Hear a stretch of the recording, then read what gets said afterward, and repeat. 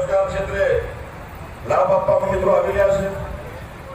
મને કહેતા બાબતનો આનંદ છે કે આજે 9મી ઓગસ્ટે આપણી વ્યક્તિગત યોજનાઓ આપણા 20,212 આપણા લાભાર્થીઓને આજે 66.66 કરોડ 84,14,000 જેટલી માતબર રકમ આપણે મિત્રો આપવાના છે। સાબરકાંઠામાં અત્યારે બેઠા છે ત્યાં આપણા 2,493 લાભાર્થીઓને 12 કરોડ 96,74,000 ની રકમ આપણે મિત્રો અહીંયા લાભના રૂપમાં આપણે વિતરણ કરવાના છે।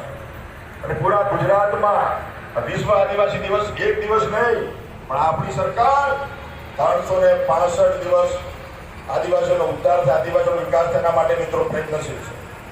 આજે ખાતમુહૂર્ત અને લોકાર્પણના કાર્યક્રમો આપણા માનનીય મુખ્યમંત્રીશ્રીના હસ્તે મિત્રો થવાના છે। 1,014 કરોડની રકમ ખાતમુહૂર્ત લોકાર્પણમાં આજે મિત્રો અહીંથી અર્પણ થશે।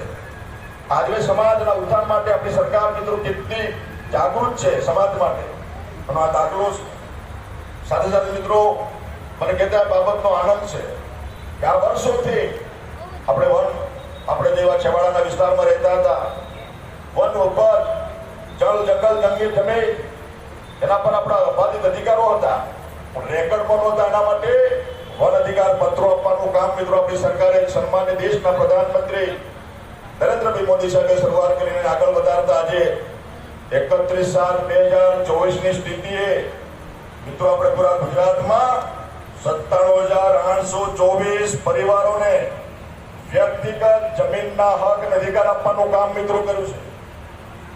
અને હેક્ટર જમીનમાં બોલું છું 67,247 હેક્ટર જમીન આદિવાસી સમાજના મારા માતા બહેનોના નામે કરવાનું કામ આપણી સરકારે મિત્રો કર્યું છે। 1,66,098 એકર જમીનના વ્યક્તિગત જે જમીનના પટ્ટા પણ 7/12 નામ દાખલ કરવાનું કામ કર્યું છે અને એ પણ આપણી માતા બહેનના નામે મિત્રો કર્યું છે।